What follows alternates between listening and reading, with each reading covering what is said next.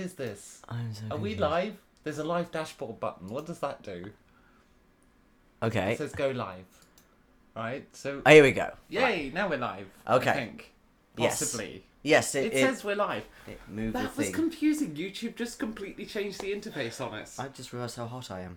Welcome to Hello. Pear of Geeks. I'm Becky, I'm Jason. and I should be spending the next 2 hours trying to keep my legs off camera because I haven't shaved them. You are watching the RPG board game, mega game type geeky show where we talk about this stuff for a couple of hours, and basically we sit on a sofa and chat nonsense With you, of course. with you, and you can take part by typing in the chat, and Scott Poe has already done so. Hi, Hello, huzzah to you too. No, you're not saying that English enough. Huzzah. Yes, that's better. Thank you. Yes, we have to insert an R in there. Yeah. Oh, yeah. This is somewhat average beer. Right, so what is our first topic? Because I actually don't remember the topic at all today. We Any have a of them? few. Okay, what's first? It depends if you want the light-hearted ones or the more heavy-hitting ones first. Let's end on heavy when we're a bit more drunk. Okay, sure. Okay, let's go for a live one then. I was going to talk a little bit about French Tarot. That's an awesome idea. Now, before we do, we should actually give people a quick rundown of the whole show, Yes, okay. so they know what's coming. Okay. So, I'm going to talk about French Tarot, as in the card game before it became a fortune-telling thing. We have also got D&D, but in space. Mm-hmm. Have you forgotten everything? Yes. Ah, okay, I'll have to pretend to be you. Right, swap places. Right, so we're also doing... Ow! That really hurt my nipple. Oh, I think I good. just friction burned my nipple. You wow. Demonetised. We are Oh, also... should we insert an ad? What, right now? Yeah. After the reference to a nipple. I don't know how to do it on this screen. It's all changed. Shall I keep talking? Yeah, go on. I Okay. can't find it. Yeah, so we're also going to talk about how to refer to characters better as a DM rather than the players, and various hints and tips on that. And there was also something else I put in the chat. Oh yes, of course. My first topic idea, which is basically gaming and mental health, including DM burnout, which some of you may have experienced. I've experienced it. So we're going to talk about that. I am suddenly really, really sweaty. It is hot in here. It gets very hot when we're running all of the broadcast gear. I'm just wondering, should I grab the fan? That's a really good idea. Whilst you do that, Yep. I shall, just before we talk about French Tarot as our first topic of today, I'd just like to do a special thank you we do each week to the most awesome people in the world, who are Russell Higgins, Jolly Mangina, Mark Threlfall, Amber, Brandon Fishwick, Dave Poirier, AJ, Fuke Enterprises, Nate Hanshan, Philip Bate, and Elizabeth Chai-Predictable. Without your support on Patreon, this show couldn't happen, so thank you so much for supporting us and continuing to support us on our Patreon. So, the game of French Tarot is a derivative, believe it or not, from a medieval card game called Minciat. So, that card game is based... This won't go back on the wall. Seriously. I see, back in the Middle Ages... Hello, Michael B. Back in the Middle Ages, you could... a deck of cards was 97 cards, and I think that was because 3 of them got lost. So, you had your standard suits, and back then, you would have 4 royals. So, you'd have your... What we have, Jack, Queen, and King. You'd have your Chevalier, or Page. Mm-hmm. Your... I'm trying to remember the... No, term for this. it's Valier and then Chevalier. Valet. Sorry, Valet Valet. or Page. Chevalier. Chevalier or Knight. Mm-hmm. Your Dame or Queen. Or your Ra or Wah. Queen. So those are your 4 royals. And yeah, I was giving the French names as well because that'll become very relevant in a moment. So you'd have, other than that, a standard suit of cards, but then you'd have, they're called the minor arcana, incidentally. Even today, that's the proper term for the standard deck of cards that we have, the 52 deck of cards. 56 in a Minsheat deck.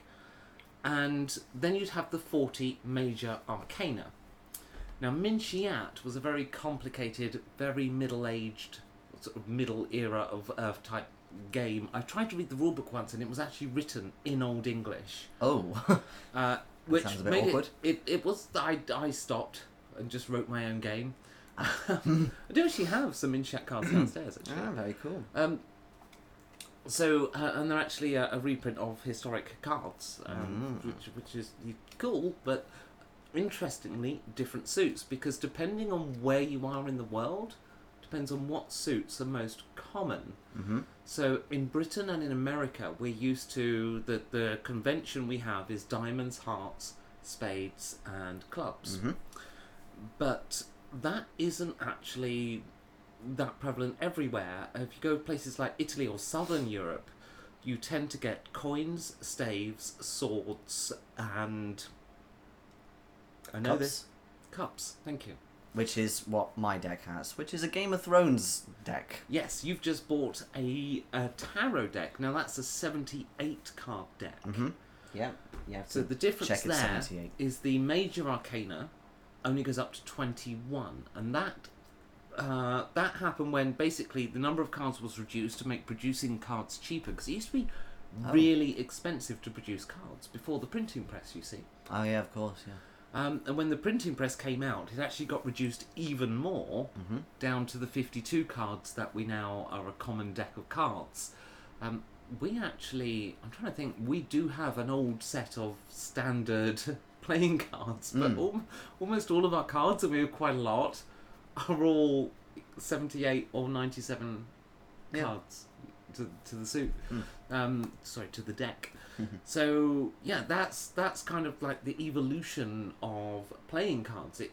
We actually got less and less as production costs lowered, strangely. But now we have 52. But the game of tarot is the forerunner to the game of bridge. It followed on from Minsheat, became tarot, and then tarot became bridge. Now bridge is designed for 52 card deck, the modern suit of cards or deck of cards that we have, but bridge sucks for a number of reasons. I've never played bridge, but you see it a lot in movies set in, I don't know, Victorian England. Oh yes, we're playing bridge. Well, I did go to a couple of different bridge clubs back in the day. Even one once, because what you basically get at a bridge club is you might have like I don't know, 20 odd teams turn up, or 30 teams or something, and you all go round the tables and play sort of half the people there, and then the person who scored the most, that couple or team, is the winner. I went to a couple of bridge clubs and tried this out, and the way it works is quite interesting, because bridge has we will talk about role-playing games later, I promise. Bridge has a weird bidding system, because the whole game hinges on its bidding system, because you need to communicate with your bids information to the other player. So the way that generally works is people use this standard system called ACOL, or ACOL, ACOL, and if you follow ACOL, you convey a certain amount of information in your opening bids, and then if you've bidded higher than the other team, you determine what suit is trumps.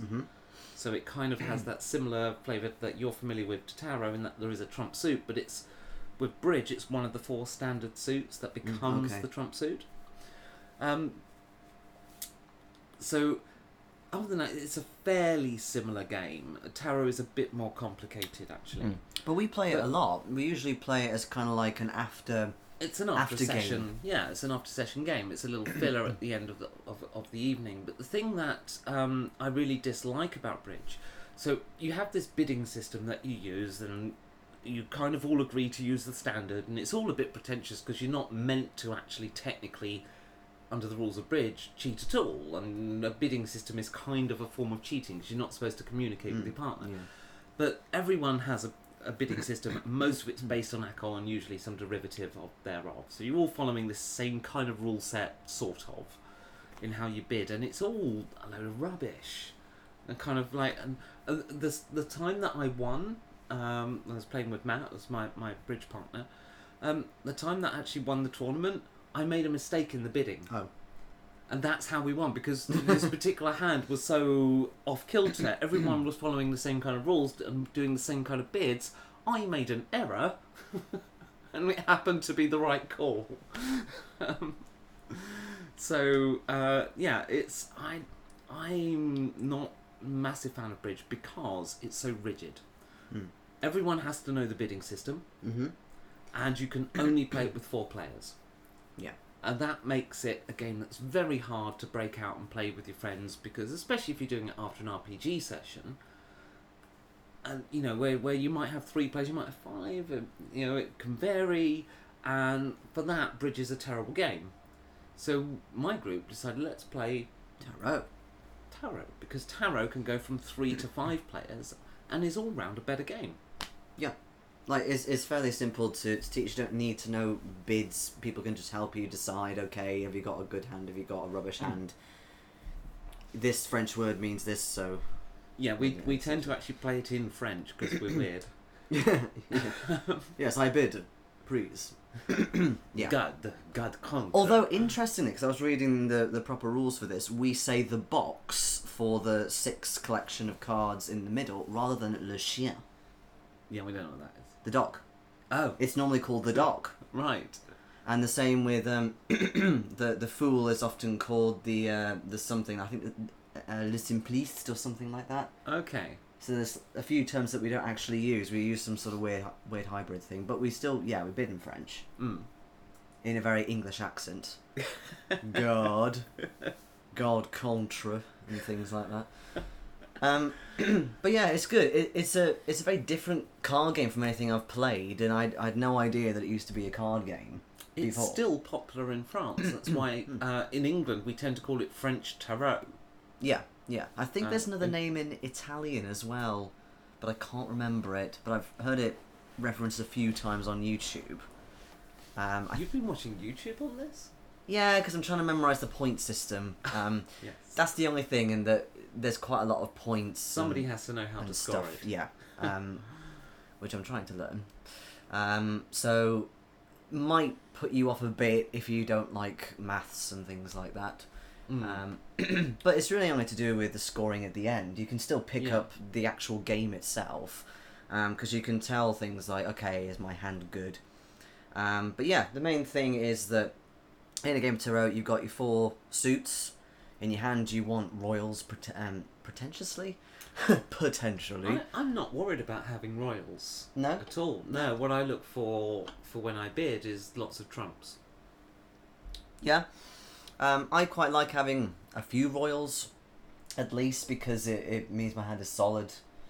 Yeah, whereas I'm happy to... if you've got enough trumps, you're going to win. Yeah. It's just a question of can you win enough? And you can actually, it doesn't often come up, but if one of the players has no royals or no trumps in their hand, one of those 2 situations, not only does that mean the split of cards is terrible around the table, but also that's what's called a misère. Yeah. So once you declare the misère, the whole game is double points, and if 2 people declare it, then it becomes quadruple points, and if 3 people declare it, becomes 8 times points. Yeah, we've never had a misère, have we? Not whilst you've been playing, No. but you remember the story that is sometimes told of my amazing Garde Contra, where I scored. Oh yeah. This is a game where you play multiple hands of French tarot and to form a set, and a set goes to 301 points, either positive or negative. It's a zero-sum game, so somebody can be on negative points. And when one person's score reaches 301 in either direction, the game ends. Or the set ends, and then you have your winner. Now, I had a hand that scored 3,500 points, and I lost. What? Right? And the following hand, I scored 2,500 points for a joint victory. Right, so presumably there were at least a couple on misères. Yes, it was Garde Contra bids with misères in play. And for those who don't know, God Contra is the highest bid out of the 4. All the points are times by 8, plus the misères were increasing it even more. So it got the same. Yep. And then also, you've got to think about, okay, if I've got any oodlers in my hand. So the oodlers are 3 cards. Again, they're called something else sometimes. And they are the Fool, which is the 0 card. Mm-hmm. Or I think it's Simpliste in French one. You've got 1, which is normally the Magician, and then 21, which is the World. Yeah.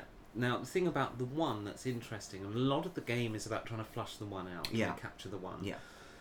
Because if you've got the oodlers in your hand, we've lost a viewer talking about French tarot a lot, but bye. So if you've... Au revoir. So a lot of the game revolves around the 1 because the 21 is the most powerful card in hand. It can't lose. Yeah. So if you've got that, you are secure. And as I say, these 3 oodlers are very important for scoring. The Fool, again, that is an excuse. L'excuse, that's right, yeah. L'excuse. You don't need to play it. It's like you're saying, I'm not playing this hand, I'm just not taking part. Mm-hmm. So that can't be captured. But the 1 can. The 1 can lose to any other trump. Mm-hmm. Yep. So a lot of the game revolves around trying to chase that 1 in play. And at the same time, you're trying to balance off, right, the person who's bidding this hand and whose hand it is has, let's say they've got no staves left if you're playing Southern European suits, or if you're playing Western European, it would be no hearts left, something along those lines. And so when you've got no cards in a suit, and you have to follow suit when you play your card. If you haven't got cards, you have to play a trump. So you try and get the trumps out of their hand, get them shortened trumps. Now we can try and capture the 1. Mm-hmm. So there's a lot of strategy to French tarot, which I really love, that you just don't get in Bridge, and I don't understand why it took over. One of my favourite things about tarot is it's sort of picking up, like, as you're playing, you're kind of monitoring what people have played, if they've still got that suit in their hand, and if not, you can then use that to your advantage, for example. And yes, that's really cool. It is my favourite card game. I even prefer it to playing poker. What about Star Realms? I think French Tarot is a better 3 to 5 person game. Star Realms is a better 2 person game. Yeah. Very different, obviously. Although Star Realms can play multiplayer. It can, but I prefer it as 2 And it can players. even do multiplayer cooperative. Yes. Which I do like about that. So we'd completely diverged off topic. Well... Hello, Phil. Hello, Phil. Great to see you. Now, you brought up the topic of tarot this week. Yes. Excuse me, Excuse the you. beer's making me hiccup. Was there... what was the reason behind that? Was it you want to show off the Game of Thrones cards? Well, I can if you want. I think we should. Yeah, it's an okay set. I mean, I got it off Amazon. The main reason why I got it is because it's like, if I ever sort of show anybody, how to play, they maybe can understand it a bit better because it's Game of Thrones, so, it's kind of more My one adaptable. criticism is the major arcana numbers are not that clear. No. So, for example, here is the Magician, who is, of course, Littlefinger, if you're familiar with Game of Thrones, and the 1 is very, very small up the top, which you might not even be able to see, but it does say the name of the trump. But unless you're a fortune teller, that's no good to you. Yeah. Like, the name of the card doesn't mean anything in Yeah, French and tarot. It's about that number. That's the biggest problem when trying to pick up a French tarot deck, in that the numbers just aren't big on tarot cards, because it's like you need the name to sort of do the fortune. But I had a look for the original French deck, and the numbers are huge. Like they've always been huge on the more traditional 4 corners. Yeah, exactly. So it's very, very clear as to what number they are. And when I people just kind of see stubbornly them, refuse to get that boring set of cards. it is very boring. It's very kind of traditionalist of, the men are doing this in the town and the women are doing this in the countryside. And a new set recently of the Anne Stokes set. Yeah. Because Anne Stokes, obviously a very famous fantasy artist. She's done a lot of stuff that appears everywhere in novelty shops and Wiccan shops and stuff. And yeah, she's done this set of cards that I think is really beautiful, and I think they're very good for tarot. And Fuke is stopping in to say hi. Hey! Hi Fuke, hi bye, have a good show. We'll see you in the replay. I was going to Fuke. say, I wondered when you'd be going off to work, but yeah, we'll we see you in the started replay. later tonight. So I'm really sorry. It was basically Jason's where he works. So obviously we won't say too much because I don't think you're even allowed to. No, I'm not allowed. But where Jason works, he's going into a very busy period for the next 2 weeks. And he was on a late shift tonight. Very busy. It was the busiest. The busiest day in history for you, wasn't it? Pretty much, yeah. Yeah. Yeah. So yeah, and very hard going. So I'm just like, I want a takeaway. Yeah. So we had pizza again. I think we did last week. We as well, did. Didn't we? Yes, yeah. we did. Pizza twice in a row, and I have to say, I'm feeling kind of fat and lethargic on this so far. Oh, Fuke is apparently on vacay. Oh god, this is becoming a thing now, isn't it? And the audience has a catchphrase and we don't. I was thinking about this earlier. Like every time we've kind of developed a catchphrase accidentally, we do grow out of it very quickly and with good reason. Like if you ever become famous for a catchphrase, then the audience loves it every time you use it until they get sick of it and then you're dead. So I never try to. I don't like catchphrases sticking around too long. No, but they've come up with something. But the audience now has a catchphrase. Yeah, I guess going on vacay. Vacay sounds a bit kind of stereotypically British, because we don't say the word vacation over here. It's a very. Oh god, we're going on vacay. Well, we say holiday here anyway. Yeah, but they say holiday for like the Christmas holidays. Like they say happy holidays. Whereas we don't do that over here. We don't say happy holidays. That makes no sense. So their word for holiday is vacation, but they say happy holidays as a greeting. Yeah, it's like they call it the holiday season. So after Thanksgiving, run up towards Christmas, when people start going on their holiday away from work, they call that the holiday season. Right. So it is a greeting, same like Merry Christmas, they would say happy holidays. The world is doomed. They've said this since forever, babe. I know. I remember since Coca-Cola. I actually did wonder when I was young, right, and I first heard this word vacation on television. Mm-hmm. And I don't know what show, but and I'd never come across, and I of course had holidays, but I'd never had a vacation. What's a vacation? I want one of those. I didn't realise it meant the same thing. Oh, bless. Scott Poe is asking, how is English pizza? Okay. Well, first of all, there is no such thing as English pizza. No. There is Italian pizza and there is American pizza. Mm-hmm. We tend to go with a takeaway that does American pizza. Which... No, it's Italian. They're called Brooklyn because their beer's called Brooklyn, but the pizza style is Italian. No, it's not. It's very Italian. No. Thin base. Oh, well, yeah, I suppose, but like a lot of the toppings they do are quite sort of New Yorky, I guess. I suppose it is in that sense. It's a bit of a hybrid. Yeah, maybe a bit of a fusion. One of the things that's quite common with the American, or what we call an American pizza, is you get the very thick base, like the bread dough base is really thick, and the sauces are a lot thicker, I think. Certainly a lot sweeter. Yeah. Particularly if you go for the barbecue sauce base. But I find that, although it's like wonderful for the first 2 or 3 slices, then it starts to get, this is a chore to eat. I much prefer Italian, and I think Italian pizzas are more popular over here. I like the thin base, it's more flavours. I mean, the thing is, we do have Domino's and stuff. I imagine it's not as nice as over there, because it's American pizza. Like some people said before, a bit like with Guinness, it's like if you have Domino's or Pizza Hut over in America, it's nicer than if it's over here. Right. I don't know why they'd say that. There's less fat in American foods and fat tastes delicious. Yeah, but apparently it tastes nicer or something over there. I don't know, maybe it's the chlorine in the chicken. Yeah, maybe. Right, so have we exhausted the topic of French Tarot? Should we talk about RPGs? Yes. This is kind of like our main core topic. We maybe should talk about that. What are our topics?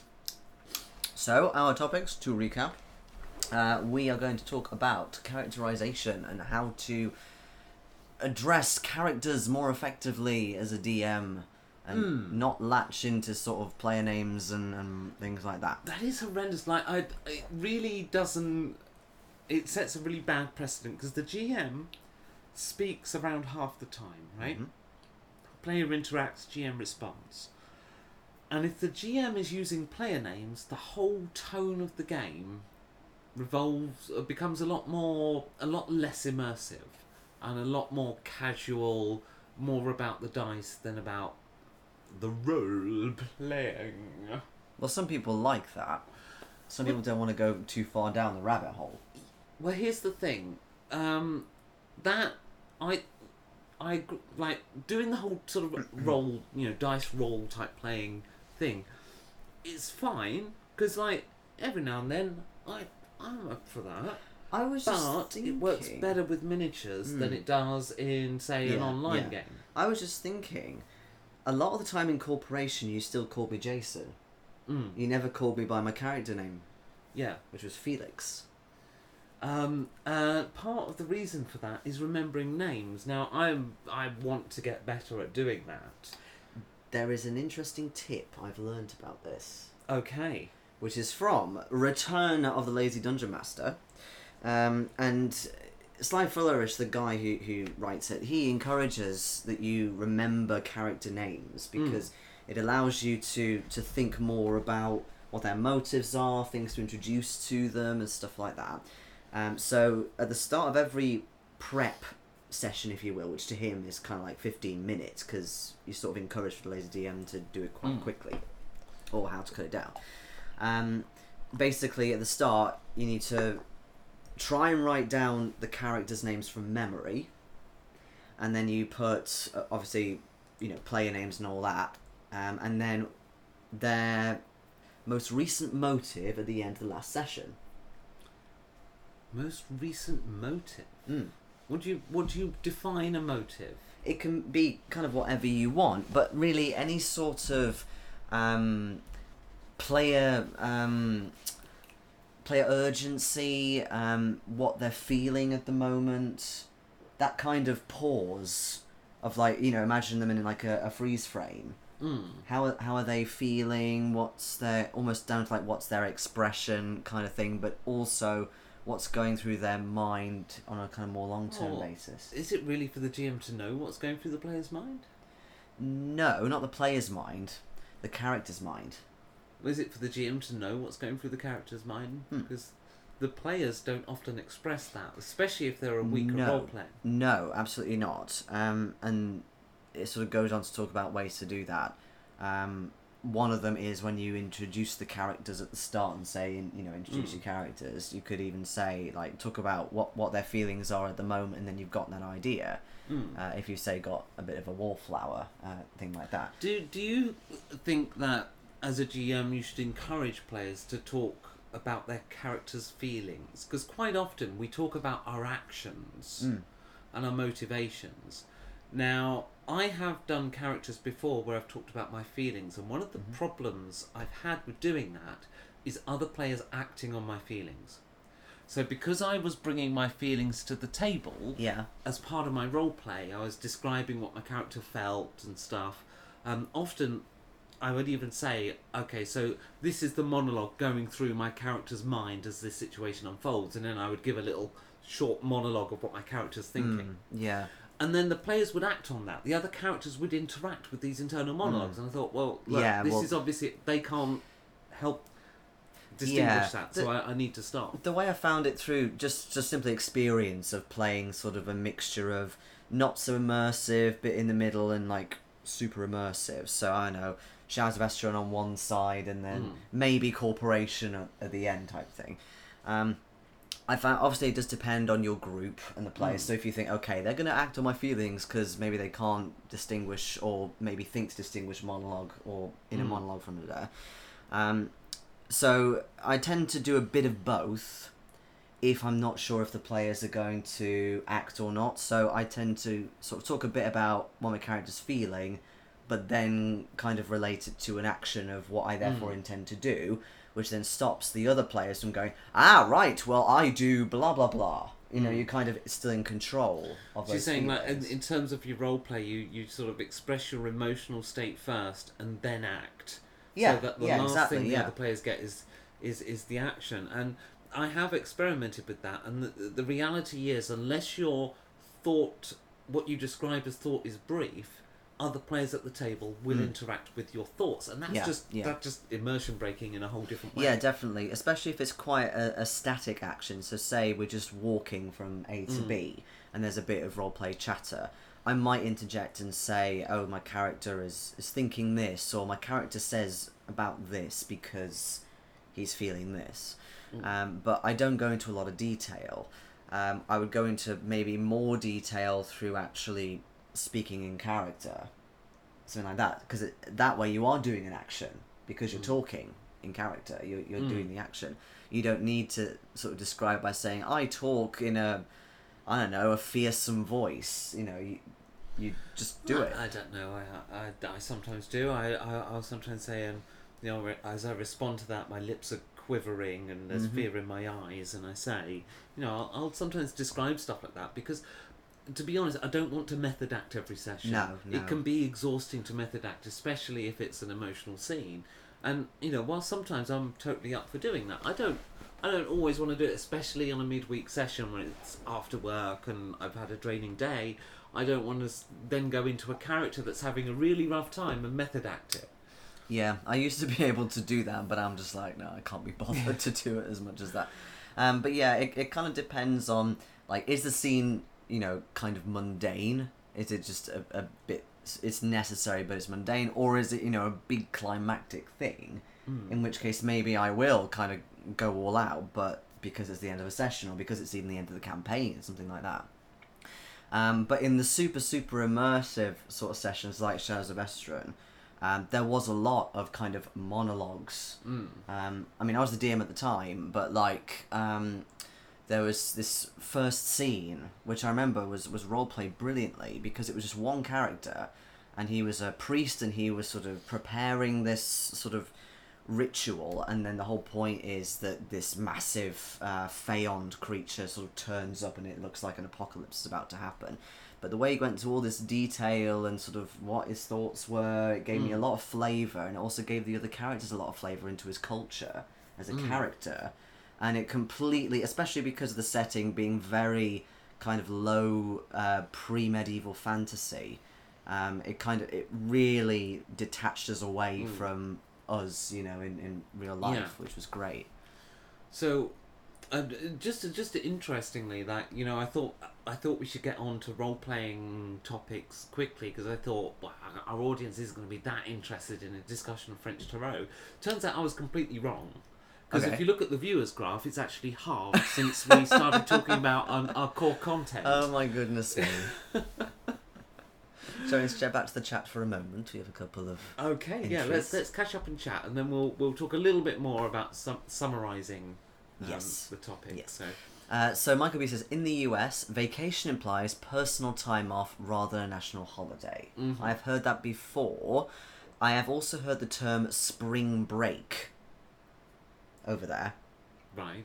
Which I believe I suppose it would be a bit like half term for us, like in school. So I think spring break is for college students, where it's like at the end of spring semester, spring term, I believe.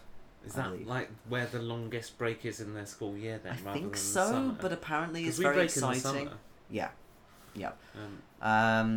Or maybe because the weather's nice. That's a student thing. Something. I don't relate to that. I don't know. I've just heard that before.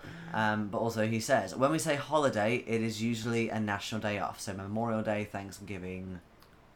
Okay, yeah, that makes sense. With us, it's a bit weird because we say summer holidays and Easter holidays and Christmas holidays for schools.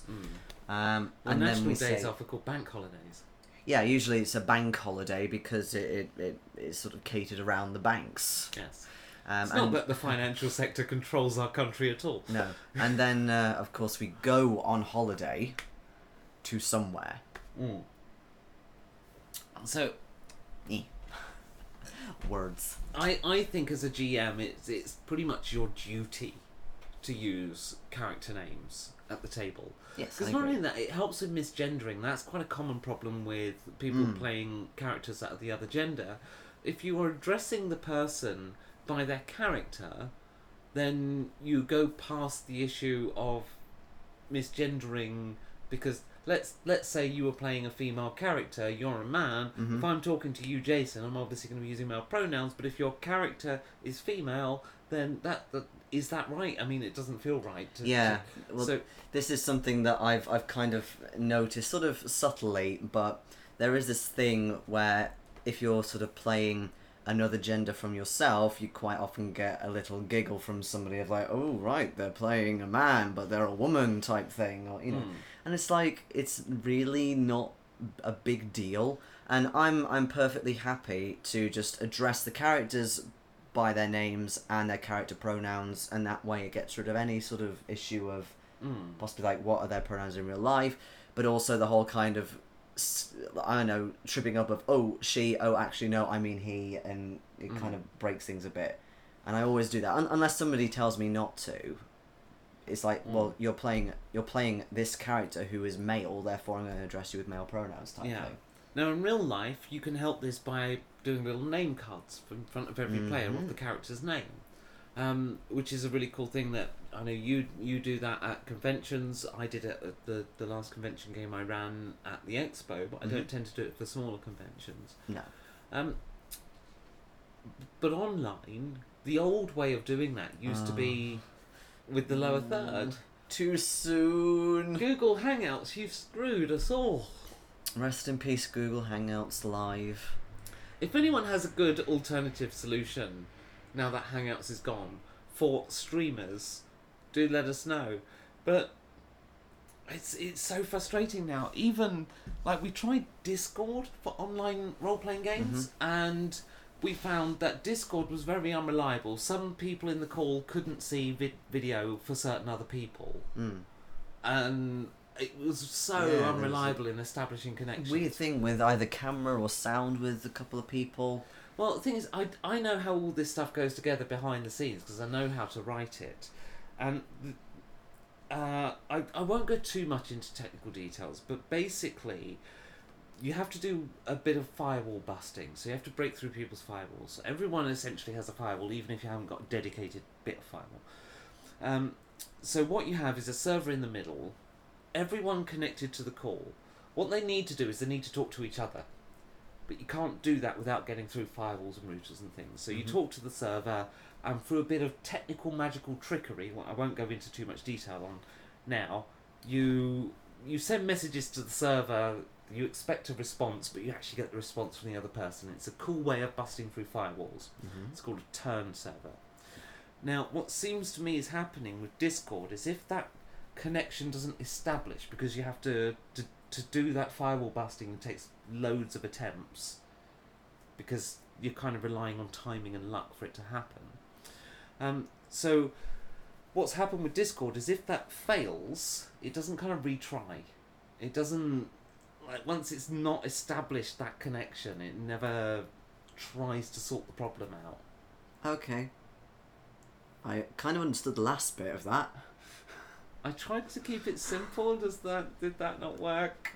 Sorry. Well, it is also 9:30 at night. You kind of started smiling at me as if I was rambling, and it's like, no, I swear I'm putting this in dummy terms, honest. No, I think it's because I'm tired, so like mental capacity. I didn't even get into TCP/IP ports. No. UDP packets. For those of you who've just joined us, we are talking about role-playing. Speaking of which, hello Nathan. Hi, you are Nathan. also fabulous. You are indeed. Now, playing role-playing games online has now gotten hard all of a sudden. Yes. Because the beautiful thing about Hangouts, not only did it have things like lower thirds and dice rollers back in the day, but you could just easily stream it to YouTube with a click. Yeah. And that was fantastic. So for streaming role-playing games, it was brilliant. YouTube has decided to go all corporate and enterprise and doesn't give a shit about role-playing people because they're just a cost burden. So they've decided to wipe it off their platform. Which, is so bizarre because we're kind of giving them free advertising. It's like, look, we're really enjoying playing this game. You know, people can go buy it.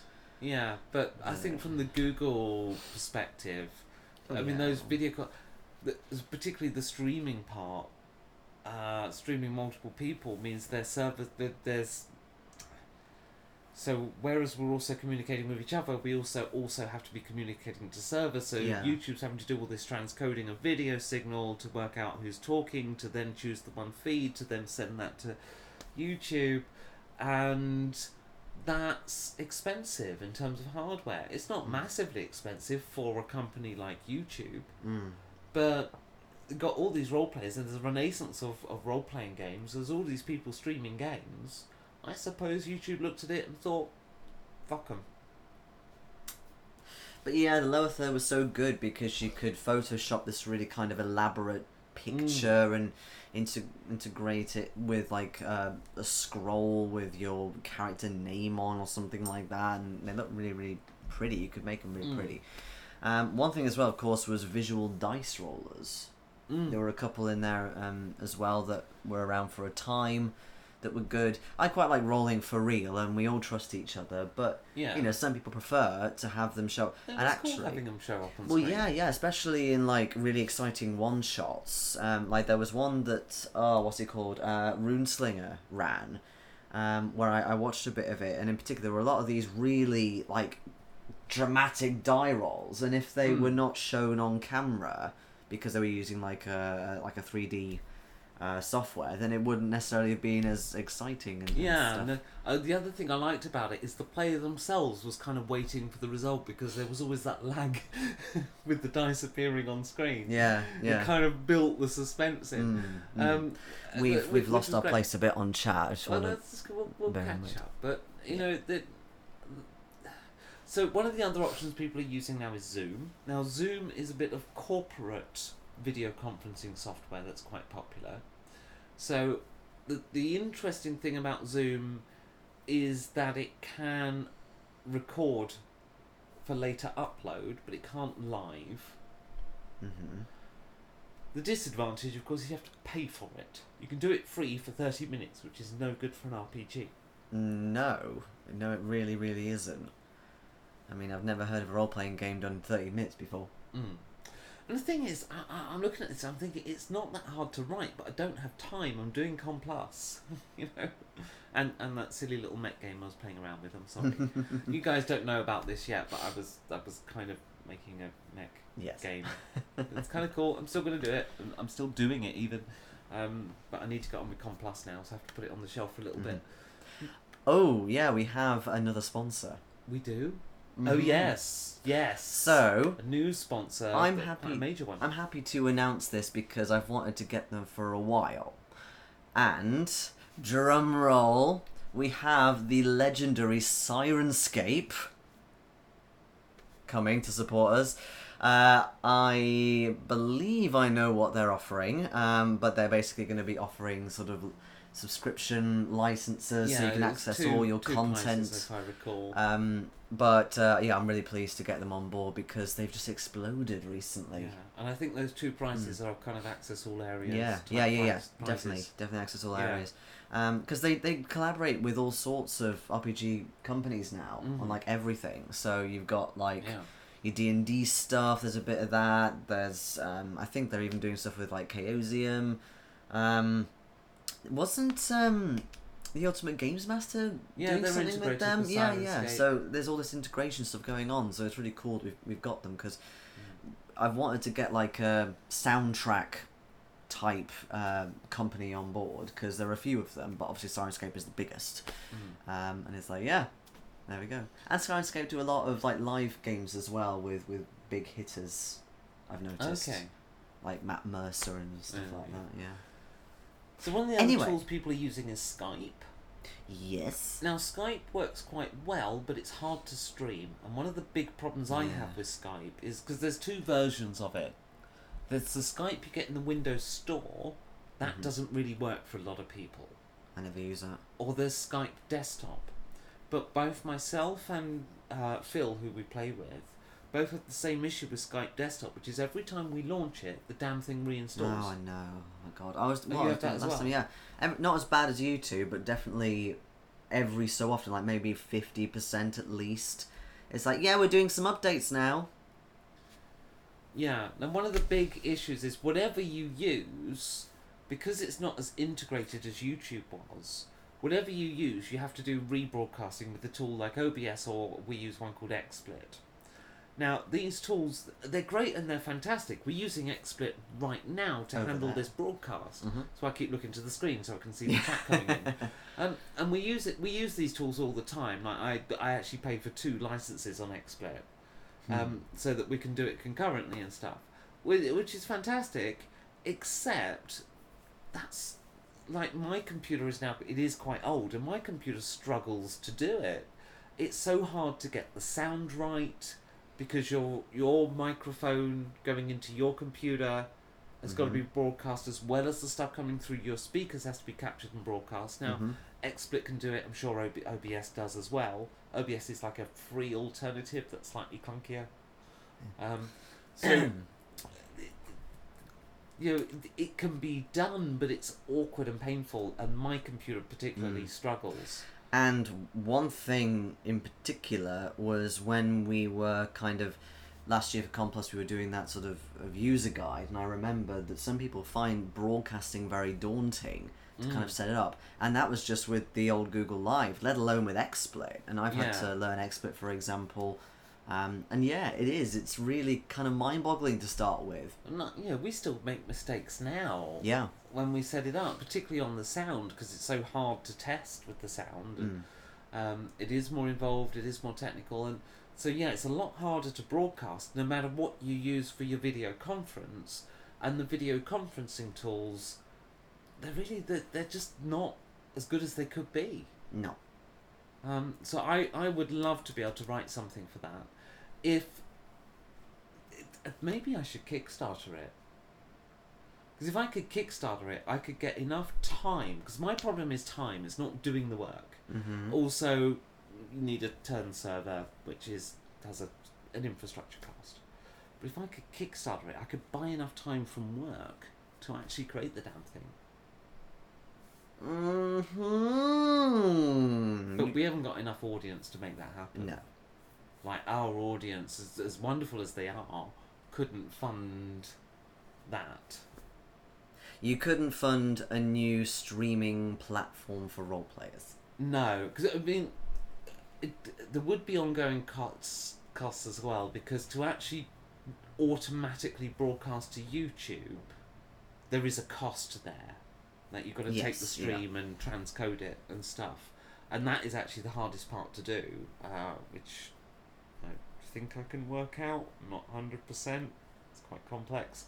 The live video conferencing, I can definitely write that. It's not hard at all. Which, oddly enough, is the thing that's actually I'm struggling to find a good one off. But only Hangouts used to do the thing that could broadcast straight to YouTube. And I've seen one other site do it, which was actually a free one, which was fantastic, except they only could have a few people at once transmitting to YouTube, and you were lucky if you got it. If you didn't get it, you didn't get it, because they only had so many slots. Oh, I see. Oh, that's a bit rubbish. Yeah, and there wasn't a way to sort of pay to secure it. I'm trying to remember what that service was called, but it was good when you happen to be the person who could do it, but you can't guarantee. So what use is that? No. So, do you want to catch up on the chat? I'd like to sort out this beer situation. Yeah, sure. In fact, I've just remembered that one of the other topics potentially that we haven't mentioned is talking about Kickstarters in general. There's catch up in chat. Let's do chat maybe first. dive into that, because you've done right back. Yes, you've done more Kickstarters than me anyway. Okay. So I wouldn't mind you being here to talk about them with me. But anyway, let's check on the chat, because there is a few that we have missed. I don't know why I'm doing a really posh accent all of a sudden. Call it nerves. Oh, I don't know, I'm not nervous. So Michael B says, calling people by PC names tends to keep side talk down, and if an off-game conversation is occurring, saying the character name pulls them back into the game. Yes, I very much agree.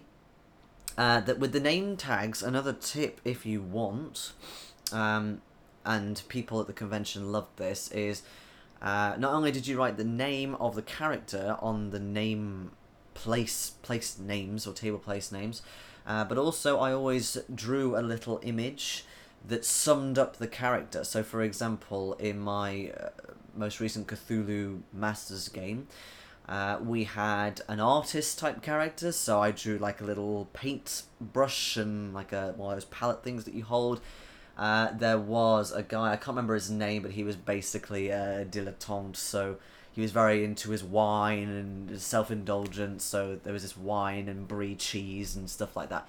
And it just gives you like a little visual cue as to, oh yeah, that's what that character does.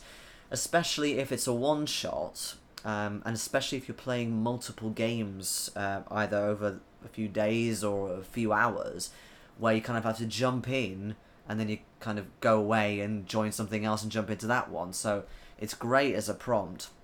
And it's something I just thought of when I was running like 5 games in one weekend. It was more to help me than anything. But it really, really worked. And players really loved it.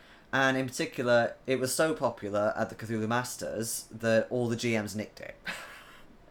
They're like, that's a genius idea, I can't believe I never thought of that. And they started grabbing all this like bit of card, like trying to find leaflets and like little menus and sort of fold them back and like write on them. It's like, that's such a good idea, oh my god, that's amazing.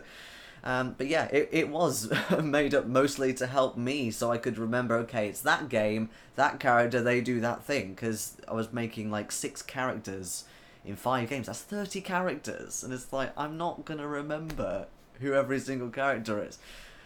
So yeah, it was mainly for me, but then it became really, really good and really good for players, and it really encourages interaction. Because you kind of, say if you're a player and you can't remember a character name, that means you're less likely to talk to them. Whereas if you think, oh yes, that's so-and-so and they do this, you think, oh yes, that's right, and then start talking. But anyway, so yes, what are the live streamers today using? Yes, leave your things in chat, tell us what you're using, because I am desperate to know also. Nathan says, off topic, but related entirely to morale bonuses. Oh yes, I could do with one of those actually, with work going on at the moment. We ordered pizza in actually, not as in today, but pizza was ordered in at work, just because it's so busy. Jason, you look fantastic in blue. Why, thank you, it goes with my eyes. And Becky, your beach chic is always grand. We are nowhere near the beach. We are very landlocked. We're pretty much in the middle of Britain. About as far away from the coast as you can get. I was going to say, yes, quite possibly. I don't know if we're absolutely the furthest away, but we're damn close. It's about 30 miles away toward Oxford somewhere. Yeah, so we're very close.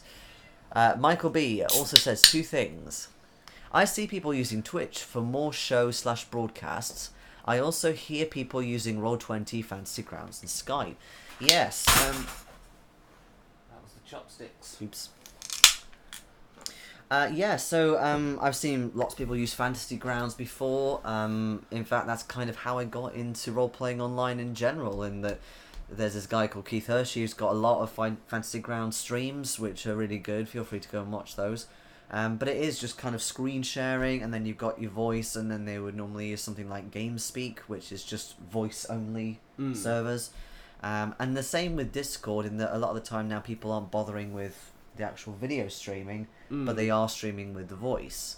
And that's then interlinked into Roll20, for example, or Fantasy Grounds, where you've got your visuals, you've got your character stuff going on, you've got like your tokens moving around, but you've got your voices as well.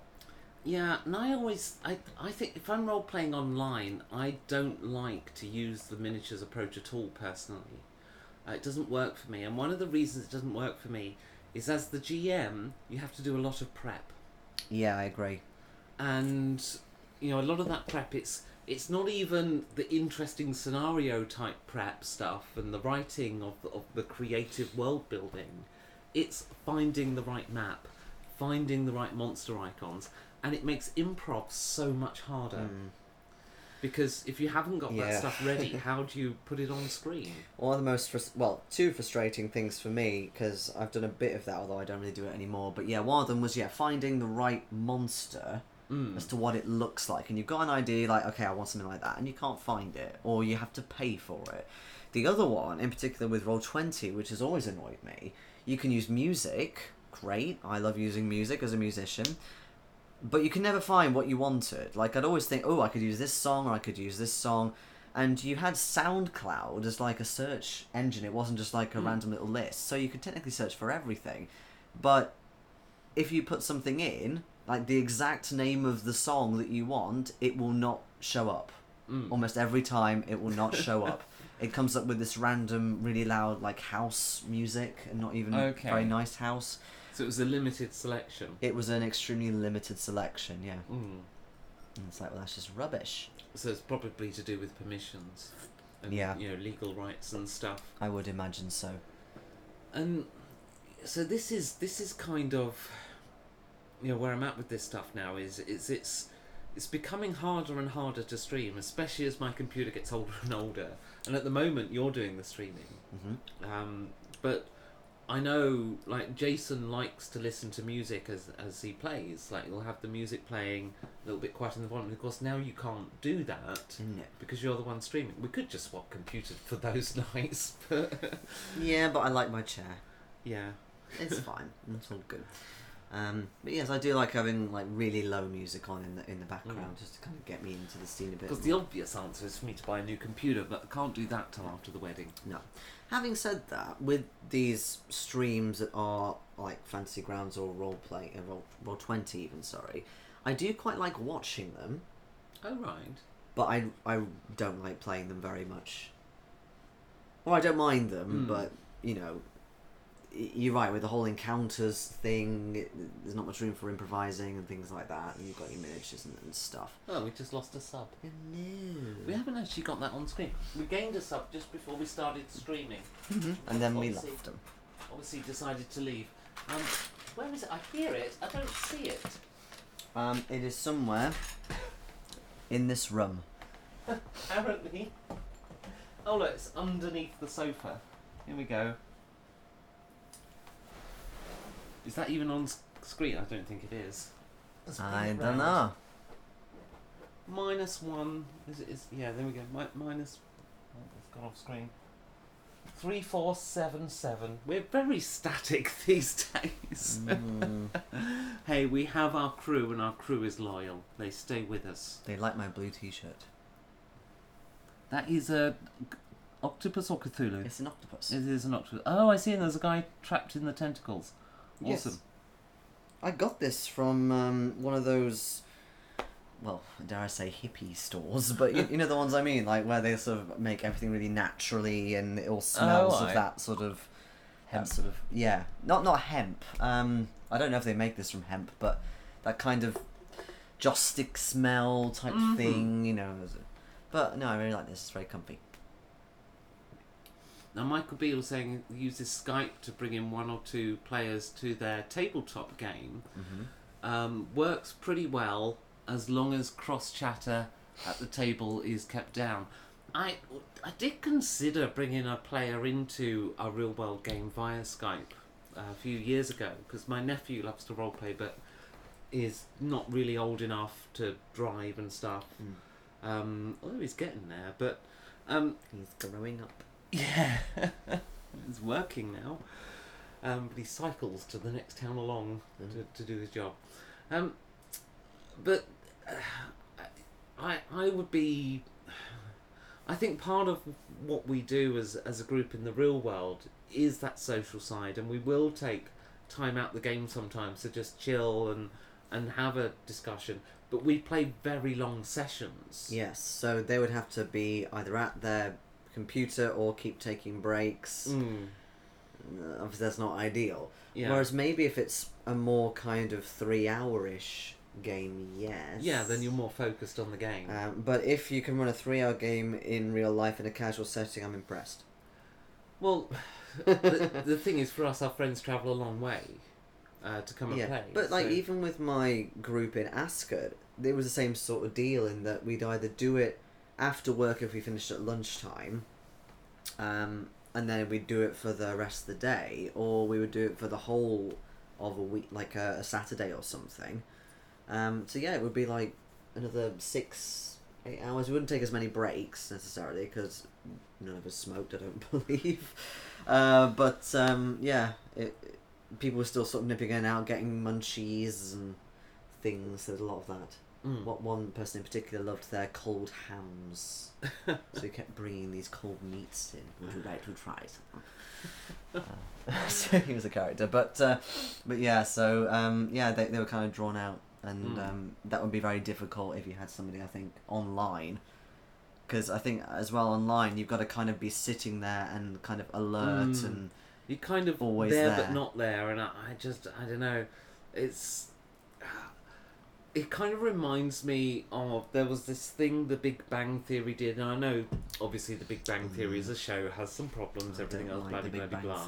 But one of the gags they ran was one of the characters had a virtual presence, and it was a robot that had essentially, the guy was using a laptop in his bedroom with a webcam, and this robot was basically a wheeled vehicle that was basically a trolley with a screen on top that was showing his webcam, and it had speakers and a microphone, so he could move the robot around. He could be somewhere he wasn't.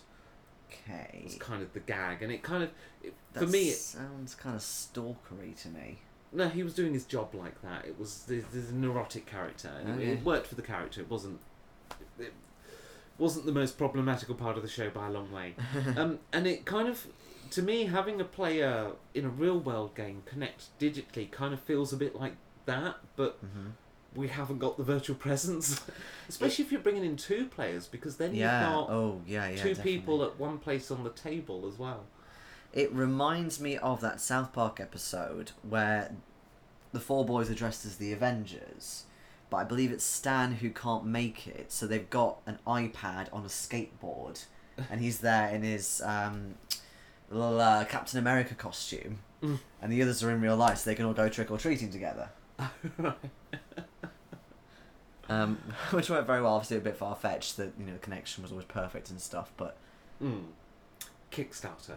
Yes, let's talk about Kickstarters and like what people have done, because I've bought like a variety of things. So sometimes it's books, sometimes it's Call of Cthulhu stuff, but there are a lot I'm seeing at the moment, a lot of these ads in particular of board games on Kickstarter, and a lot of them are like mini driven, or they've got this new trait, or board gaming for Kickstarter. I mean, board gaming has exploded with Kickstarter. Yes. Just generally, I mean, the whole genre of board gaming is obviously, you know, we're calling this the golden era, and it's true with Kickstarter. This is true for both board games and role playing games, and I think we're in kind of a golden era for role playing games as well. Oh yeah, definitely, yeah. I know it's not as big as board gaming, but it's as big as it's ever been. You know, D&D is mainstream now. Which is crazy. But I don't think it's going to get better than this. No, the role playing. no. And so, and Kickstarter was just kind of there at the right time for this. You know, was the right thing at the right time, and it has grown massively, especially for the mini stuff. And I backed a lot of the earlier Kickstarters I backed were minis projects. The very first one, the one that got me onto Kickstarter, was one called Twisting Catacombs by a company called Zealot Miniatures. Which wasn't the first to deliver by any stretch, but did deliver, and I have started painting it. It took me a long time to begin, actually. And you know, you can get some great stuff, but Kickstarter board games kind of frustrate me, because you know, oftentimes, you know, I'm not following the Kickstarter web page like it's a religion. I might hear about a game, and it might come out when I haven't got the money, or I might not hear about it at all at the time. Yeah. And one of the things they do to try and encourage people to back the Kickstarter is put Kickstarter exclusives in. And I always kind of feel that if I've missed the Kickstarter exclusive, then I'm never going to get the game as it's meant to be with all of the whistles. And so if I'm missing the Kickstarter exclusives, I'm never going to get that complete game, and that annoys me. Yeah, well, if you kind of plan it so it's an exclusive, as in it's I don't know, a nicer interior in the box, or nicer miniatures. Think about the Blood Rage was one of the first games I backed. Okay. And I backed it for the minis because I needed some human stuff, and I thought, the Viking stuff would be great minis for my role playing games, and there can be peasants, there can be raiders, there can be bandits, all sorts of stuff those minis can be used for. I thought fantastic, and there were some females. How many times have you used them in a role playing game? A fair few. Okay. But one of the things, as a board game, it had a number of Kickstarter exclusives. So, firstly, there was one of the monsters, the werewolf, was a Kickstarter exclusive. But secondly, those tokens I have on the player boards to track your rage and the axes and the those are horse and stuff? Kickstarter exclusives? Those are Kickstarter exclusives. Oh, wow, okay. Because in the board game, you get cardboard counters for that. Wow. Now, part of the thing that makes that game so beautiful is the fact I've painted all the minis, and the player boards has all this painted stuff on as well, that's sculpted and lovely, and that game is very pretty on the table. But if you buy it now, and you buy all the extras and everything else, you're never going to have a game that looks as pretty as my one does, even if you paint it better, because you can have cardboard tokens for some of the stuff. Yeah. You do sometimes get people that publish Kickstarter exclusives as little separate bundles after a while. Well, Scythe did that, but That's what I mean, the thing is, a Kickstarter exclusive means it's an exclusive. Yeah. Now, Scythe did, this will be an expansion later on, something you can buy later on for X amount of money, and so they did kind of release everything that was in the Kickstarter later. Yeah, yeah. We never did get the encounter cards because they're ridiculously priced, but and I mean, one of the nice things about Kickstarter is you can get great deals on this stuff, which is good. And I like to back a Kickstarter when I can, when my painting shelf is lower than it currently is. Unfortunately, Reaper Miniatures have made sure that I will never ever catch up with my painting shelf. I used to, but then Reaper started doing Kickstarters. Yeah, not anymore. I will never paint everything anymore. So, I think I both like and dislike Kickstarter. That's kind of the answer for me. It's good and bad. Yeah, I honestly think the ones I've backed, there's Beer is going places. dribbling. There's it really does depend on, I call it a case by case basis. So for example, you've got things like, you've got companies that do really well, they're really successful, and they bring out a brilliant product, and it's worth backing because when it goes out into the shops it'll be way more expensive on the whole. Then you've got ones that obviously don't do so well, and then you've got these kind of ones in the middle, and I think there's a lot of these in the middle where it could go either way. But then also you've got ones that look really good, but then there's kind of drama as well that can happen. Like there was a lot of that with the Star Realms Frontiers stuff. Oh my goodness me. That was ridiculous. Finally we got the stuff, but yeah, just wow.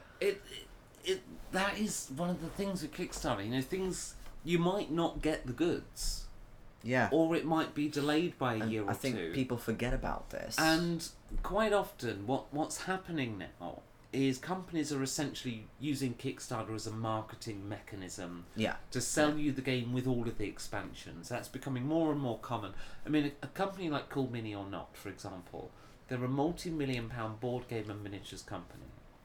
They do not need Kickstarter to release their game. But they still use it, of course. They still do it as a platform. They've got a business model that's based around Kickstarter, and it's working for them. And you're going to get your stuff with them. If you're not going to get let down. but as a consequence of buying through Kickstarter, you're more likely to buy all the expansions that you otherwise might not. So, in a way, you kind of end up spending a lot more money sometimes on Kickstarter. Yeah, yeah. But there's always the risk of your project not getting delivered, or being a long time late. Yeah, didn't you have one that was really late? I've got one that is still never fully completed. Oh, wow, okay. I backed it like 4 years ago, and I don't suppose it ever will. The company has since been bought out. Oh. They assure us they're going to ship stuff, but in order to get one of the waves, you had to have been a member of their Facebook group, because they didn't have permission at the time to post on the Kickstarter. Oh dear. And they've gone quiet on the Kickstarter since, and it's a mess. There was this really crazy Kickstarter where it was a Game of Thrones card game, but Oh, I remember this one. We talked about this before on the show. Yeah, but long story short, it was like really, really like shitty design and obviously like pirated and stuff like that. And then there was this whole thing of like the guy was abusing his kids and stuff, and people was getting evidence and drama on that. There was so many comments on that page, and everyone was backing like $1, I think, just to read the comments and get in and sort of spread the word, and then it obviously take the $1 off. But wow, I think that was the most crazy Kickstarter I've seen. It didn't happen. It was just, you know, exposing him for who he was, really. Yeah, it was, and I remember seeing the pictures of the game they designed. Oh my god! And it was MS Paint solid blocks of colour level with copy and pasted screen grabs of Game of Thrones. Yep. and part of the, was it $3,000 or whatever it was to get the license to make the game. Yeah. Yeah, no, it wasn't happening. So there has been chat. More chat. Says Kickstarter, like all things, should be done in moderation. Well, that's the problem. How do you back Kickstarter in moderation? Reaper Bones 5 will be coming to Kickstarter in a few months' time.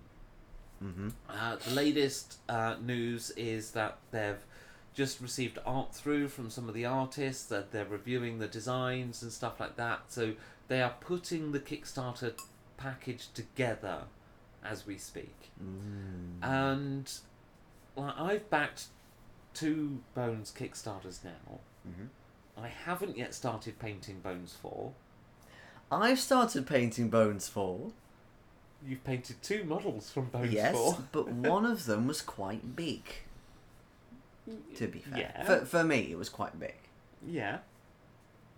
And there were lots of little bits that we had to glue together and stuff.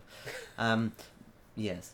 But yeah, we've also backed the new Terraforming Mars Kickstarter. Oh, we did, didn't we? Yeah. Yeah, we got in really quickly with that. We were one of the early birds, I think. Oh, cool. That was cool. And also I backed the Binding of Isaac card game. With card games, it's easy because more often than not, it's just, oh yes, you get a Kickstarter exclusive card which does something cool, and then you've got stretch goals that do something cool. But like I find with card games, if you don't back them on Kickstarter, you're not really missing out, because obviously the core of the game, you have to have the core of the game in the cards, no matter whether it's Kickstarter or not. Whereas yeah, maybe with board games, like you were saying, there's more of the, oh, this token looks nicer, or it's more intricate, or there's this other feature that you won't get, or or something. expansions that don't become available, like the Wolfman in Blood Rage.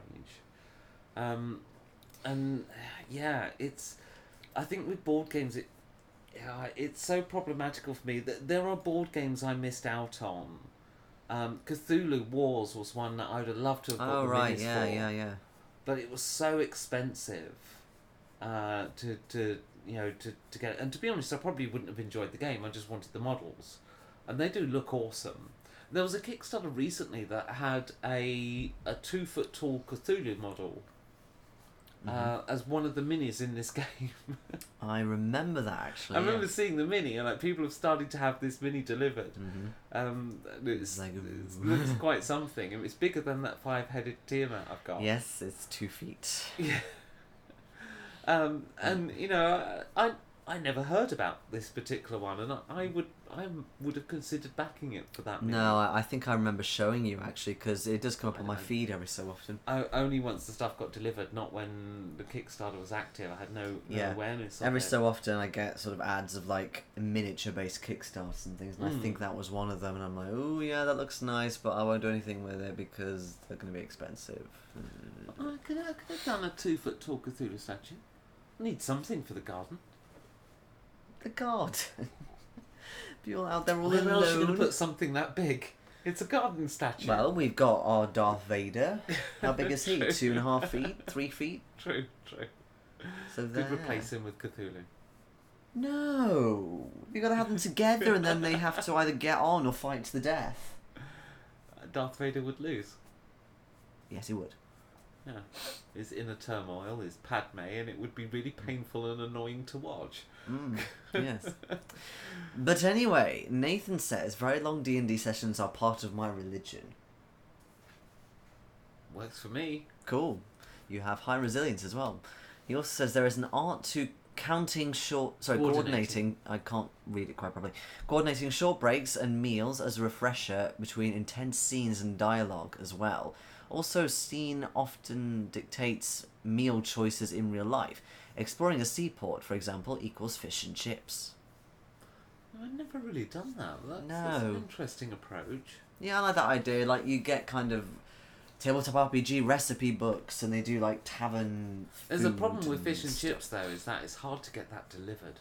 Yeah, it's so bizarre. You would think in, like, the home of fish and chips, as in proper fish and chips, you could get it delivered, but you don't really. You can get a kebab shop equivalent to fish and chips delivered.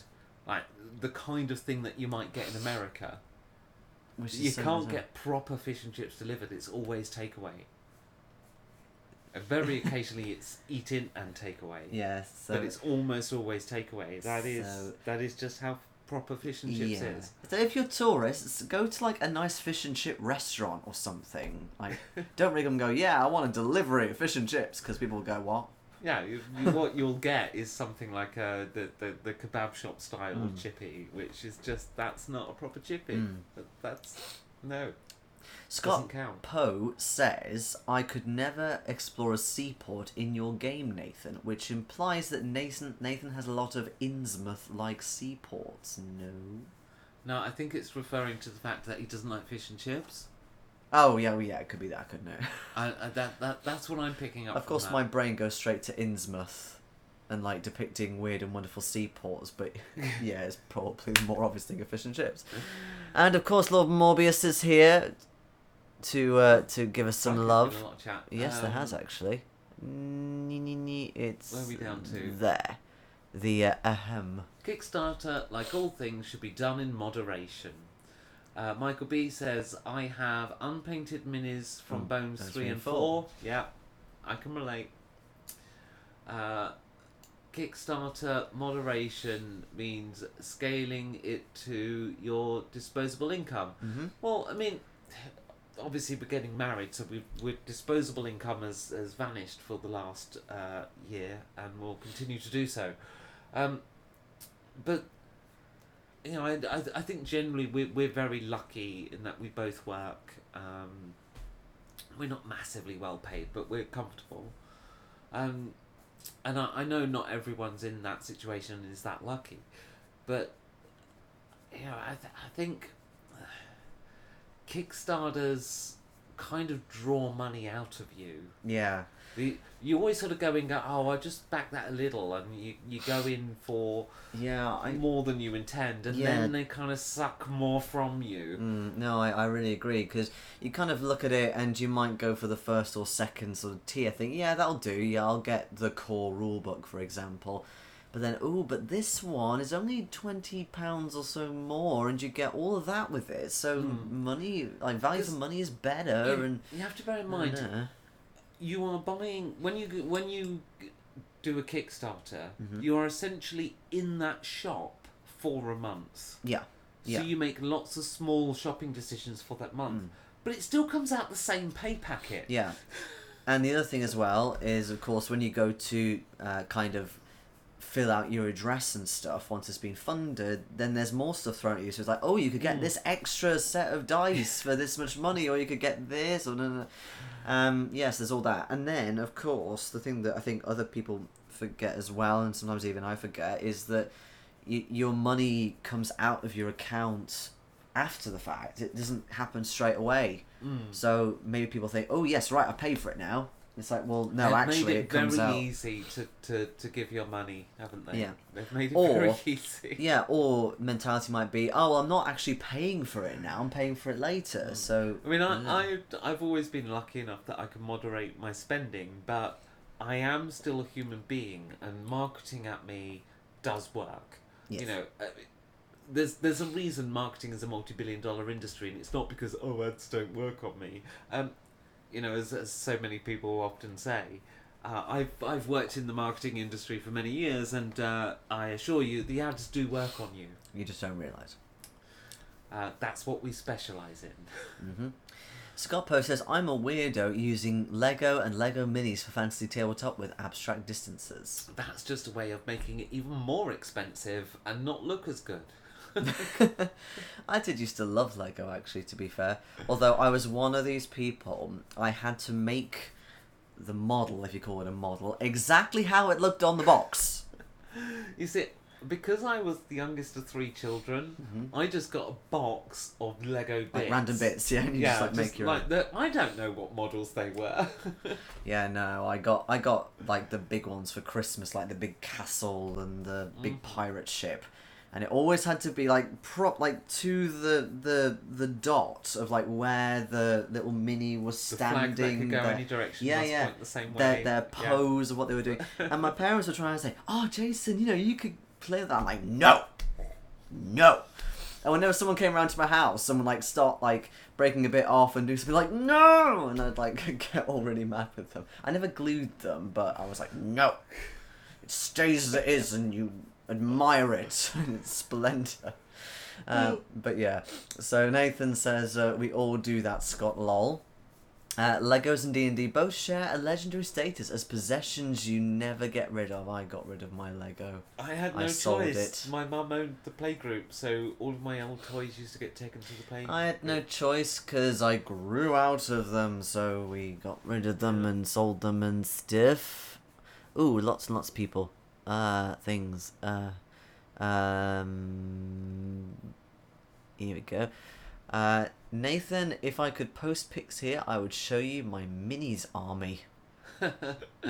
I would need to do a panoramic photo for that. Yes. Nathan is apparently worshipping Scott. And although after seeing Becky's videos using minis and tabletop models, she has quite a collection, more like a museum.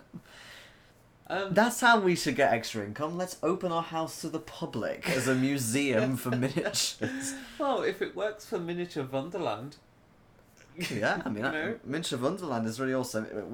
Our house is not quite as big as Miniature Wonderland. Well, they bought a warehouse. Well, yes. So, for those that don't know, in the city of Hamburg in Germany is a place called Miniature Wonderland, Go to where it. they, a couple of train set nerds bought a warehouse and thought, let's just build a big train set. And since then it's exploded, and now it's across numerous floors, and this huge train set takes an entire power substation all to itself to run the damn thing. Yep. It has a full airport and flight schedules. Yeah, they do collaborations with different real railway stations as well, including Yeah. ones over here, which is really cute. Yeah, it's quite something. And it's still on my wish list to go and see. I have not seen it. I've seen it. We're going to Hamburg at some point. Okay. Hamburg's nice. Yeah. So so that's what we're referring to there. I think we could, with a couple more years, I could do that.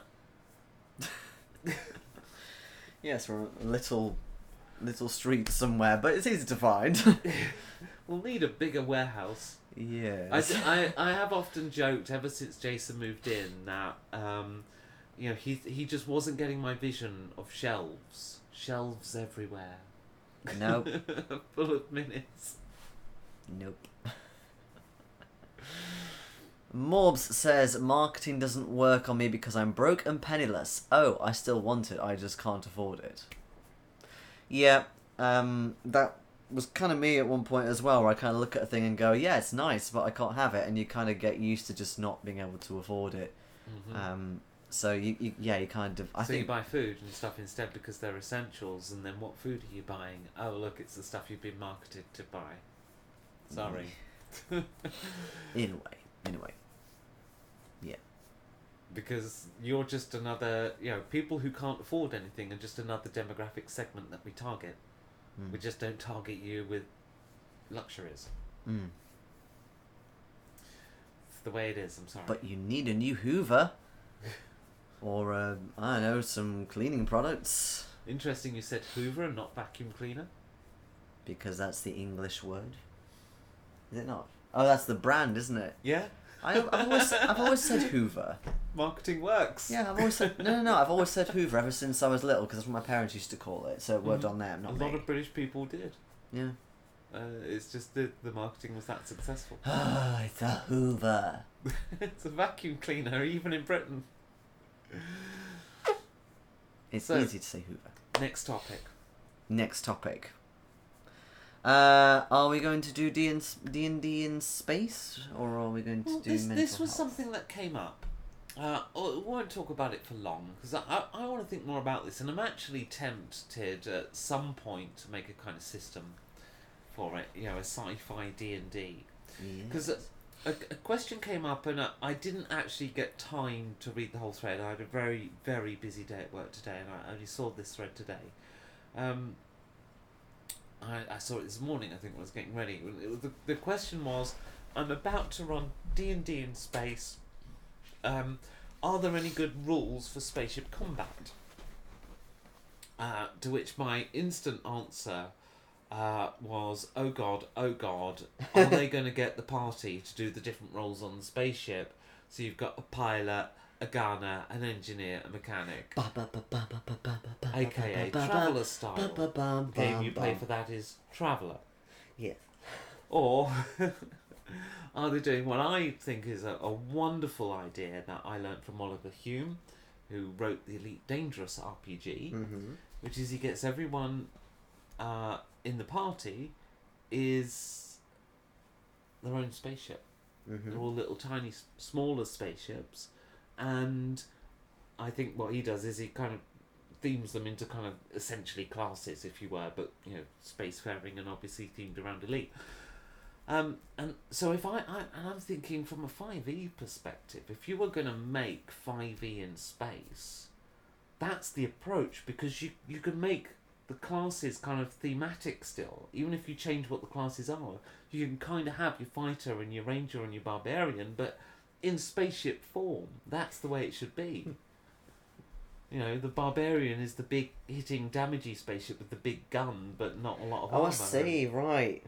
Yeah. Yeah, okay. So you can kind of still have those sort of roles. The cleric is your mechanical repair. Like self-repairing system. Little nano repair things that can repair other ships, other player ships and stuff. So you can do all of the classes in a kind of sci-fi equivalent. And I thought that would be the way to do 5e in space, if I was going to do it. And I just didn't have time to read that thread or answer, so I wanted to raise it tonight as my way of answering it, even though the original poster will probably never see this, because we only have it's gone over to clock now, but 3,477 subs only.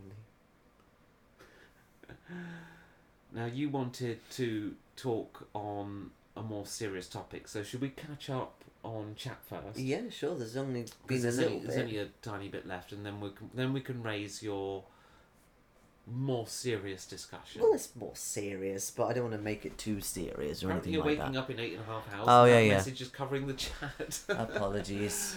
It's my light dimmer thing. Lord Morbius says, you there, Morbius, green beans on sale today only, life savings medication 20% off, no minis for you. Okay, but which green beans are you going to buy? Michael B says there is the 2e set of rules called Spelljammer. It was a magic-powered fantasy space rules. Yeah, I remember that, but Spelljammer takes the approach of it's big ships, and it's like a fantasy galleon in space. Now, I've always loved doing my settings where I think about the planet in relation to other planets and stuff, and I like the Brawlers campaign.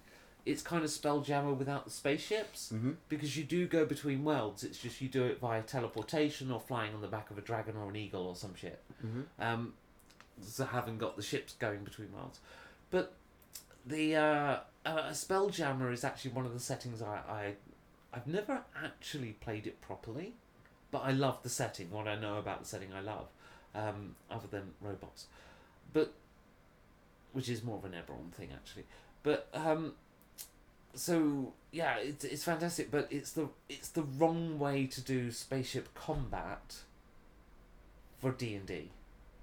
For D&D, I do feel what it wants to be is each player being their own ship, so you get that player autonomy. And you get terrible problems in sci-fi systems. I call it the pilot problem. An early traveller could have this problem with if the GM kind of ran rules as written and a bit kind of literal, and it's a bit kind of old schooly gamey, but the root of the problem is still there. So in old school terms, what it meant was the pilot problem is where in Old Traveller, if you wanted to teleport, first you've got to plan your route. That's a navigation roll, so you do your navigation roll. Then you've got to execute it properly, so you do your pilot roll. And if it goes wrong and you do a misjump, you could end up at a different planet, wrong side of the galaxy. You could end up the other side of the universe. Now that doesn't help your story. So essentially, it's a roll you can't fail. And it's kind of the old school mentality of you can fail, you can die at any point, type thing. Whereas now we tend to value the story a little bit more.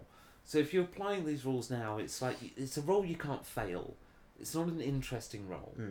And for me, I always prefer to only do pilot roles under extreme duress moments. So like I always use the example that I did in a Space Master campaign where a pilot was trying to keep the ship level low enough for the person riding the motorbike up the ramp to get on board. Yeah. Right. So I had them pass a roll. I had the motorbike rider pass a roll, and then they both pulled it off, and it was all fine. And that's the kind of thing that the pilot role is for. The pilot role isn't getting from A to B, because you need them to get from A to B. So what's the point of pumping all this skill into a character's, of all the varied things that you might be able to contribute to the campaign, you put all your skill into this piloting thing, and actually you can't fail that role, because if you do, the whole campaign derails. And yet, people can be quite competitive about who pilots. So it's like, I was in a Star Wars game where I put a load of skill into piloting, but then somebody else had as well, so it's like, oh yes, I can do piloting, I can do piloting. But this is because the piloting problem has there's another issue with pilots, and that is, the pilot is the one with agency. Yeah. So if you get into an encounter in space, it's the pilot that decides how to solve that encounter. Yeah. Because they're the ones at the controls. What does everyone else do? Now, you can do the Star Trek style, make an engineering thing, make a science thing, but then you've got to introduce all of those elements into the encounter. Yeah, or you've got the Star Wars way where it's like, okay, you two go into the gunnery, you two are piloting, or one of you's piloting, the other one is, I don't know, doing... The others are firing guns. And, which is... It's okay, you're giving everyone something to do, but it's not real true agency. No. It's just, you're turning to a player and you're saying, there's a TIE fighter in view, roll to hit. So you've given the player something to do, great. But there's no agency, there's no decision, it's just, you're shooting. Where's the drama? Now, you can introduce it, you can do things like guns jamming, there's ways to be creative, but there's only so many ways to be creative with it. Yes. And, sooner or later you realise that actually... What you really want is true agency, and the way to do that is to put each player into their own ship. So thank you, Oliver Hume, for coming up with that idea. Yes, and Scott Poe said you could go Cowboy Bebop. Some stay to fly the big ship, and the others jump in fighter craft and get into dogfights. Oh, I've missed one out, sorry. In Spelljammer, the ship becomes the battlefield. Creatures can roam on the hull, which supplies gravity and air. But yeah, I quite like the whole thing of like, so in Japanese anime as well, you've got your 5, it's always 5 for some reason, 5 like smallish ships, and they come together and make a big robot thing. Power Rangers!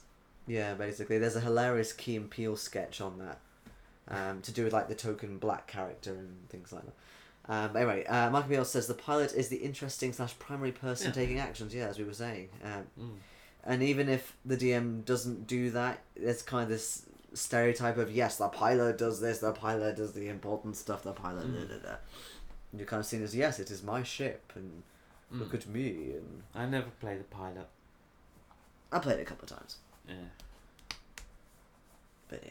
Put all my skill into this one role that I do once in the campaign, and it mustn't fail. Well, that's the thing, because even if it's not done for A to B, I find it's not done enough for, scary manoeuvres like Crazy Ivans, or anything like that.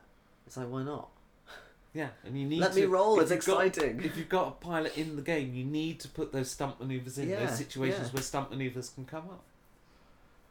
You've got to have motorbikes trying to board the ship whilst it's flying. I think often the main mistake is that DMs only create kind of climactic sort of space encounters where it involves crazy manoeuvres. They don't think about land and like being on a planet. No. The way to use a pilot is to put is to put your spaceship encounters on the surface. Yeah, exactly. Because then you've got all this other stuff. In motion. Yeah, you've got all this other stuff to think about. You've got all these obstacles in your way.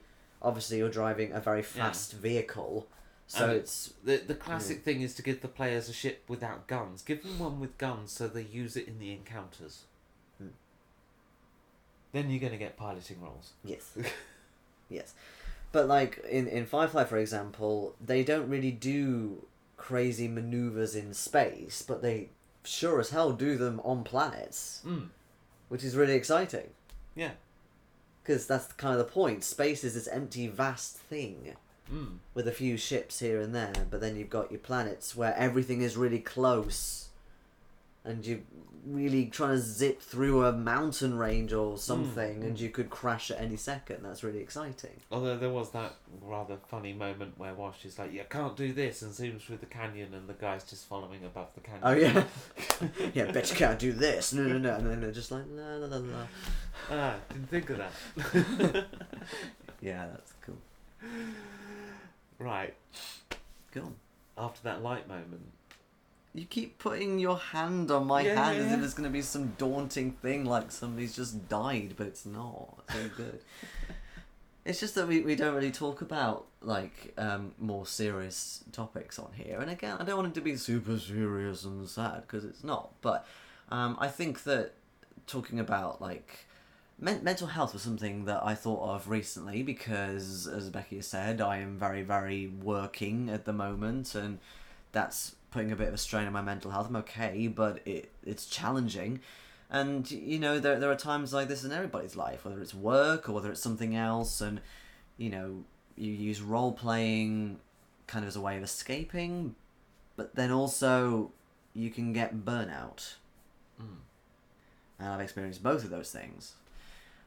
So, I guess, what do you want to do with this topic? Do you want to ask me questions? Do you want to? I don't know. It's a topic you wanted to raise to talk about. I know there is this group called. I'm trying to remember the name of it. There are RPGs. They do science to do with RPGs and the health benefits of them, basically. Yeah, and there's lots of health benefits. And there are podcasts, there are a Facebook group, and there are a Patreon thing, funded by the Patreon thing. It's... I tried watching one of the podcasts though, actually, and unfortunately it was one of those ones where they obviously broadcast a title card for a long period of time and I could never find the content, especially as the visual didn't change in the show, and the bit where it wasn't broadcasting, it just had a repeating message saying we'll be broadcasting. So I couldn't find it. It was really frustrating. So I don't know what they're like in terms of their content, but you know, it is a topic with science behind it. Yeah. You also get people I've noticed who kind of, they just don't do role playing for like 10 years or something, which I find really scary. And then come back to it. Yeah. Like they played it in the youth and then come back to it. But that's not necessarily a mental health thing. No, but at other times it's not necessarily mental health, but it's, they've grown up and got a family, therefore they can't do it anymore. So there's this kind of wanting to do it, but they can't because obligations, too busy, stuff like that. Alright, to which I say this, right? If you're one of these people that has like had a child and then finds they can't roleplay, what you actually need to do is tell bedtime stories about your sessions. That just reminds me of that little hilarious thing in the feed. Is that what you're going to say? Yeah. Oh, right, sorry. Well, right, because then you can get to the point, right, instead of actually giving the bedtime story yourself, what you do is you get your baby at bedtime, you just tune the screen in and point it to your stream. There is a grasshopper on the camera. There's a grasshopper in here. What's a grasshopper doing in here? That's a bit random. Yeah. The windows aren't even... Oh, I think you have got a window open. Yeah, no, like that's your bedtime story, and it's free. You just go play the game, put the kid in the bedroom, and transmit the sound upstairs. That's the bedtime story. It's even less effort, and you can have fun. And you get the babysitters for free when you want to pop outside and have that cigarette you've waited 3 years to have because you've got a baby. Yeah. But even if you don't have a child, you know, role playing has so many benefits of like your mental health. So obviously there's the escape in that it immerses you in. You kind of forget about, you know, real life things for a bit, like maybe, I don't know, annoying things at work, or I don't know, bills. It calms you down, get rid of these sort of feelings and stuff of like negativity, but also because you're putting yourself into a different character. It's funny because there was a bit of a stereotype. My dad used to say, oh, those types of games are for people who don't really have very fun real lives, so they make more exciting versions of themselves. It's like, no. But if you make somebody that's quite different from you, then you're putting yourself into the shoes of somebody else, and again you're kind of detaching yourself from the obligations of real life, which is all great. And also there's things like improving your speaking, you know, because you're sort of talking more potentially, you're improvising, you're making decisions on the spot. That shows it helps people with social awkwardness. Yeah, like social anxiety, things like that. It is supposed to really improve. I've never had social anxiety myself, but I've heard a lot of things about that, and making it improve, because it's a bit like with music, and that you get people with sort of mental health issues who are very good at music, or for example, if you've got a stutter, but if you do acting, your stutter goes away, because it's that kind of, it's semi-planned or semi-solid premise that your brain deals with differently from if it was just literally completely improvised, unless you're one of those GMs who just completely improvises. But you know what I mean? So your brain kind of deals with things a bit differently and problem solves things differently and conveys things differently. Yeah, I know I'm rambling, but this is just... Yeah, I mean, I think we all agree that... I think we all know that role-playing games are great for both for mental health and also, you know, certainly for certain particular conditions. I don't think anybody would ever argue against that. But I'm curious what they actually mean to, as like somebody who's obviously gone through some struggles of your own in the past, just what role-play games mean to you now, emotionally, like in terms of your relationship, if you like, with role-playing games, as a consequence of what you experienced. Are you talking about the burnout or just in general? No, I think that was kind of a general question, but dealing with GM burnout is definitely a topic to look into. Mm-hmm. Like, if you've got tips and tricks to help avoid that. Well, yeah, I mean, I've only been through it once, and obviously everybody's different, so my experience will not match with what other people experience. But for me, yeah, there was definitely a period where I just did not want to prep games anymore. I stopped caring, I stopped being motivated at all. And it came about because I'm a lot better now, but I'm such a perfectionist. I wanted to always make really good games, like sessions and stuff, and I always really stress about it, and I take ages to plan them and mull over them and stuff. And I just got mentally exhausted by it all, and eventually I started that Clockwork Saga session, like campaign, and then I just kind of stopped wanting to do it. But what got me back in, it took a little bit of time, but I thought, okay, I'll just do playing from now on. So I'll stop running games. I'll stop that obligation I'm feeling I have to make really good games. I'll let somebody else do it, and that way it shirked all that kind of responsibility. Obviously, you know, I still turn up and try and be a decent player. I wouldn't you know, not play properly or arse around type thing, but it kind of got rid of that core problem of I'm burnt out because... Because not every group has that option. No, which is a shame. Swapping GMs. I know. And it's something, I think, I don't know if it's a national divide in this, but I've noticed it's much more prevalent amongst Americans that you kind of have a person who's a GM and a person who's a player. Well, you know, at one time I was known as the GM for GMs because I came along all shiny and new to GMing, and suddenly all these veteran GMs were turning around going, "Oh my god, I want to play in his game. He's a GM, and I can play now. Finally, hooray!" So yeah, definitely make that a thing. Like we take it in turns to GM on our online games. So once a campaign's done, we take it in turns, and I think that's actually really great because we've never done like a full circle. But at the same time, I think I'm the last person now, except a couple of new people. Yeah. We haven't completely done it yet, but what I mean is it would really kind of prevent any kind of like, oh, I'm now DMing this campaign and then this campaign and maybe get, you know, burnt out by it. Well, the problem is, I think if you've got an experienced group of people, then you very much have a lot of creativity and a lot of people with stories run games. And you know, if you're into role playing games, sooner or later stories will start running through you because that creativity is sparked. And once you're at that point, then you kind of want to start telling these stories. So you want to run these games. But when it gets to the point that it becomes an obligation and you're starting to feel burnout, I think the first thing you really need to do is to lower your responsibility and lower the pressure on yourself. Absolutely.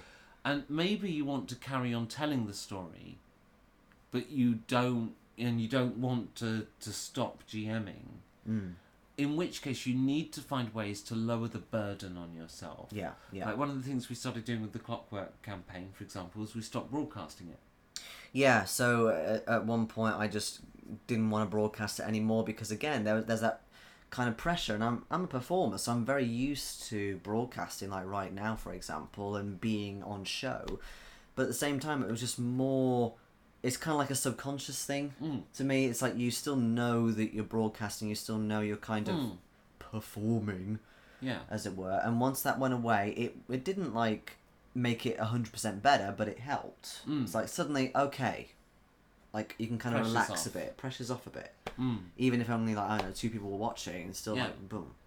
And you know, maybe if you're a GM, maybe some players are making you work more than others, and maybe splitting the group into 2 might help. Yeah. Maybe going from a weekly session into a bi-weekly session will give you that chance for a breather. So reducing the pressure on yourself is a good starting point. And then as the second step is to simply hand over the reins to somebody else, a GM. And we try to avoid this situation now by moving the GM between us. And you know, you might want to take a break from it altogether. Lots of people talk about, I want a break from role-playing games in general, in which case, okay, fine, but then if you want to still keep up that kind of premise, if you don't want to necessarily role-play in a group, you could maybe do things like choose your own adventure stuff. There's a new Weirding Woods campaign things, for example, where they choose your own adventure, but they're multiplayer, so you don't have to do any planning, really. Just read stuff and you choose yourself, or even just reading. And there's board games. You know, And there's board games, absolutely, yeah. And you just need a break from GMing. That is actually a very good point, in that there was a time when I was much more comfortable playing board games because you just didn't plan anything. You just learnt the rules and then you played it. We've done that before. If the GM just couldn't run the game that night because, I don't know, let's say they'd had a hellish day at work and they just sat down at their computer with a burger in their hand with 5 minutes until game time, and they're just unprepared and not in the right frame of mind to run a game, and we'll say, fuck it, we'll just get together and play board games. Do you want in GM? Yeah, you know, yeah, exactly. You know, we're okay with doing that.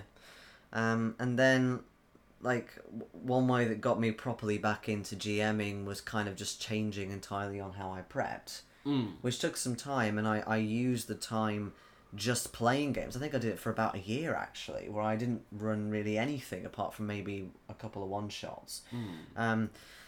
Excuse me. So I used the time playing in different people's games to gauge on, okay, so how are they doing it? And, like, how are they prepping? And not going into a load of, like, nitty-gritty and, like, kind of like, oh, they do this, oh, I do that. Not like that, but just more little things of, oh, I could possibly do that or steal this. Just, like, little things. And then for me, it was Return of the Lazy DM that really helped me, because I'd read a bit of the original Lazy DM. It's like, okay, yeah, there's some good pointers in how to streamline stuff, but it was these few things, and especially talking with Sly Flush anyway, Flourish, I'm tired, face to face in that interview, was actually really insightful, because it got me thinking, okay, there's these things that I do anyway, but then there's these other sort of 3 or 4 things that I could do much quicker than I do now, just by thinking about it differently. And another big one as well, which I think actually could be the biggest thing that changed with me, is letting go of ideas that don't come about. Before, I was determined, right, I've got this idea, it's a great idea, and then the characters don't necessarily go with it. I was determined to make that stick, and it needs to carry on, and this needs to be remembered from first session when it's like the 9th session. And it's like, it's a game. Just, if it doesn't work out because the players don't click, that doesn't mean that it's a bad idea. Whereas I thought it was a bad idea. It just means that it hasn't clicked, so just let it go and do something else. And that kind of thing. Oh my god, yeah, you know, you can change just replace things. It with the player's own cynicism. Well, exactly, yeah. The players will write you a cynical plot. Oh yeah, definitely. Or if your plot fails. Or they'll just come up with an idea. I mean, that happened in the Cthulhu game a few times, where you were kind of coming, oh, it could be this, oh, it could be that. And I used to pretend that I was like, yeah, and sort of writing it down. But, you know, players come up with all sorts of ideas that you don't quite realise, and you can just steal it. And then, you know, if you go with their idea, they'll be excited because it fits in with their narrative. So it's a win-win situation. But also, when I started GMing a proper campaign again, I chose a system that I liked, a system that I knew, so that way I didn't have to worry so much about rules and stuff, and concentrated on the story and making that good. And I think I came back with a bang. So yeah, you can bounce back, but you know, but again, that's just what I did. I'm not saying yes, you must, you know, go along the path of this and learn as a player and do. No, obviously, if you can't, then you can't, and everyone's different. But you know, be kind to yourself during your burnout, and remember that you know you don't have to have all these big obligations of running perfect games with all these extravagant plots and, you know, grand scheme of things. It's just a friggin' game. Talking of burnout, I am yawning like a trooper. It's been a really long day. Had a big meeting today. I am also knackered. Customers loved my thing. We got one more thing in the chat. Well, Lord Morbius said, 2 things. Teach Junior how to roll up a character. I mean, just to be clear here, if you are a parent and you've role-played at some point in your life, because you've roleplayed, you know a thing or two about life and people. You therefore must realise at some point your child is going to roll up. It is better they roll up a D&D character than a joint at age 12. That's all I'm saying. Well, obviously. And age 7. Also, obviously. That was a bit random. Roleplay with them. That was a bit random. Yeah, Nathan said, I have some friends who have had the privilege of being taught D&D by their parents, and these families who play together growing up are remarkably civil and actually like each other. I'm envious. One thing, actually, you know how you said, oh, D&D and gaming will not get any better than this? Actually, it will. You know those like sort of baby boxes they send to every family in Scandinavia when they're expecting a baby? Yeah. We should do that, but also have D&D in the box. Quick question from Scott Poe. Is Return of the Lazy DM by itself... Okay, or do you need to go read... or do you need to read... No, it's not a sequel at all. If anything, it's kind of just revised. So, as I said, I read bits of the first one, and I got a couple of pointers, but actually I prefer the way that the second one's laid out as well. I've read the whole thing, but it's very easy to just go into one chapter and read it. It's literally a few pages long, each chapter, so it's very easy to go in and just get quick pointers. And like I was saying, that there were a few things that I knew I did already, so that's great. You'll see basically me and Jason in different bits of us in different points of slide. But yeah, so I focused on the bits that I wasn't doing and how I could incorporate them, and obviously the bits I was already doing, I've not really read them that much. So yeah, it's really easy. There's also things like fantastic locations and fantastic adventurers. I've not personally read them, but apparently they're also very good. There's sort of D&D ideas for adventure encounters, certain like scenarios and stuff, which do them in like the same sort of style as Return of Lazy DM. So you've got things like your clues and what to discover and stuff like that. So yeah, it's all good. But yes, you're very, very welcome. I recommend it, and it's cheap. It's really cheap to pick up on drive-thru. So yeah, get it if you haven't done so already. I haven't read it. I couldn't say, but yeah. But it really changed how I ran games for the better, and also it really, quite truthfully, it affected how I deal with things in day-to-day life, especially in terms of this whole letting go thing.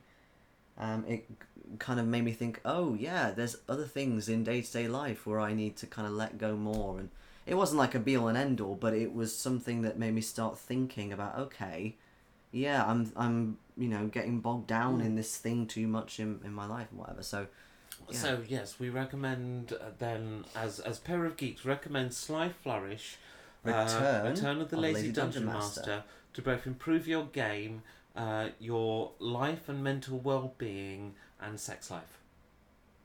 Well, I don't know about sex life because ours is good already. Okay. And with that, good night. Thank you very much for watching. Thank you, everybody. Hope you have a great week, and we will see you next Friday, same time as usual, and hopefully not an hour later as it was this week. And I'm so tired now. Thank you very much, and good night. Bye-bye. And thank you to our